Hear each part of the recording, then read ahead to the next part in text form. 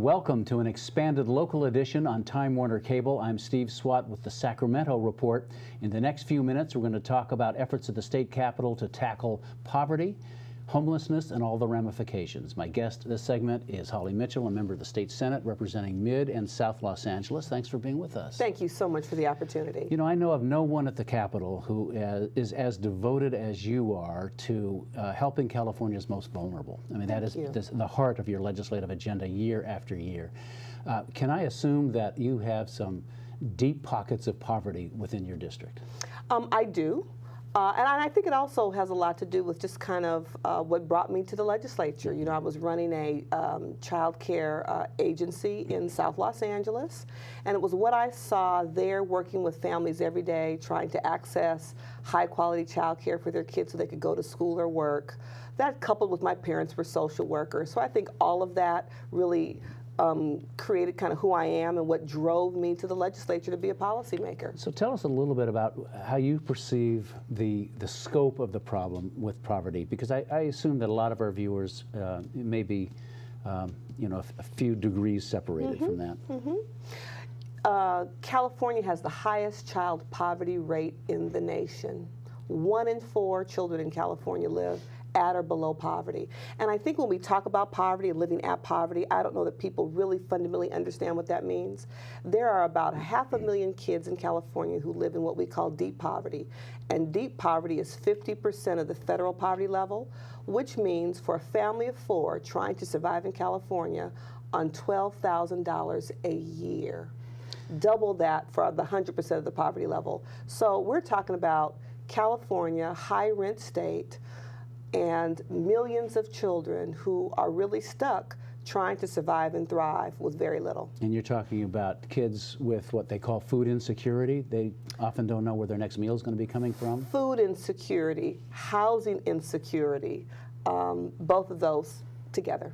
Now, there is a CalFresh program, used to be called food stamps. Yes. That is worth, what, $4 and some odd cents a day? On average, you know, it varies, depends on the family size and a number of contributing factors. But, you know, the Food Bank Association met with me recently, and they talk about the uptick in the number of families who are utilizing their services, particularly toward the end of the month. And so low-income families recognize that their CalFresh benefits run out before the end of the month arrives. And so food deserts and food insecurity is a very real issue that families face in California every day.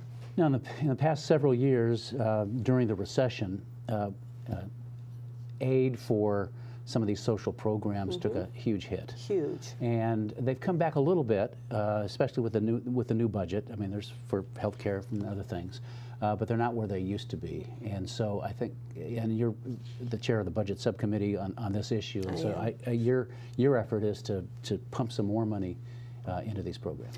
The CalWorks program, CalWorks is designed, the statute actually states that the intent of the program is to keep children from slipping deeper into poverty, and we are failing miserably at that. The average CalWorks grant today for a family of 3, a mother or a father with 2 kids, is $497 a month.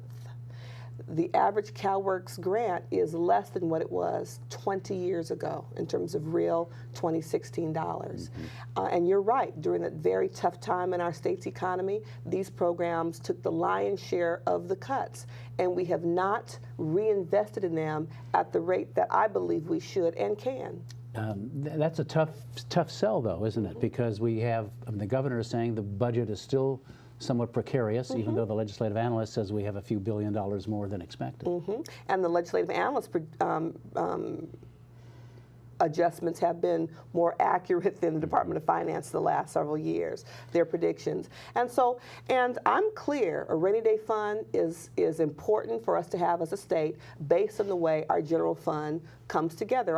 I'm clear, I don't want to continue to have the peaks and valleys in our general fund as well. However, in my district, it's raining every day, and we've got to use some of these general fund dollars to reinvest in California's core commodity, and that's its people. So let's talk for a few minutes about some of your legislation. I think the centerpiece really is the family grant, which, Well, you explained it. Certainly. It's the Maximum Family Grant was put in place about 15, 20 years ago at a time when the CalWORK system was very different. There was a concern that people got on welfare and stayed on welfare for multiple generations. There was this notion that poor women on CalWORKs would have babies to stay on welfare. Well, I would argue that a woman who would have an additional baby for an additional $122 a month hasn't been born yet.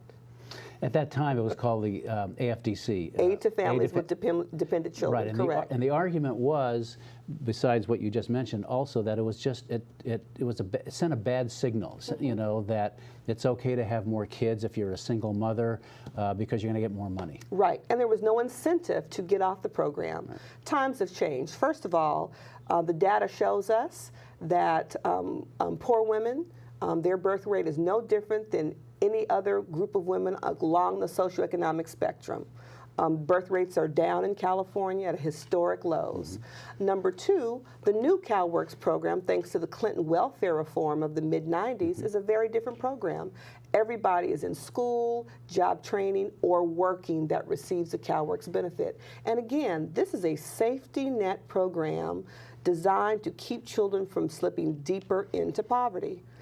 And it's time limited. You can only be on it for 48 months here in California. But it's an ongoing expenditure, an ongoing program, and this governor wants one-time spending. He does, and the Maximum Family Grant basically said that if you had an additional child while you were already on CalWORKs, you could not get additional resources for that child. And so what that does is create a whole generation of new babies that are born into poverty and they stay there. I appreciate its ongoing expenditures, but again, from my perspective, it's our obligation and responsibility to invest in California's future, which are our children. You have another piece of legislation that would, I guess, create a homelessness coordinating council, something like that? I had the opportunity to travel to the state of Utah early February to look at the Housing First model that Utah has put into place for the past 10 years. Utah has successfully decreased their chronic homeless population by over 90%.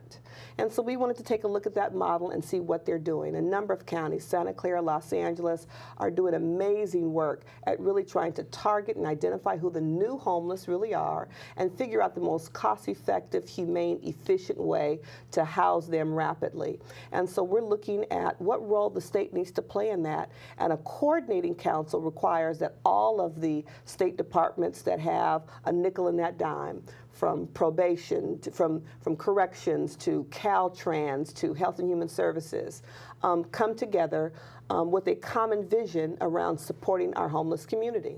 And a lot of it has to be investing in doing something about mental illness, too, right? No question. The construction of permanent supportive housing and the ongoing supports that people need to be successful in their housing. Mental health treatment, access to alcohol and drug treatment programs, access to the appropriate supports that that individual or family would require. Only a couple seconds left. There's a law enforcement component also. There absolutely is. When we look at the city of LA and the county of Los Angeles, when we look at resources spent on the homeless, so much of it is directed to law enforcement. My sheriff says that our county jail is the biggest mental health facility in the country. That's a problem. We need to provide appropriate supports. All right. Well, Senator Holly Mitchell, thanks very much for coming by and talking about this critical issue. We appreciate it. Thank you.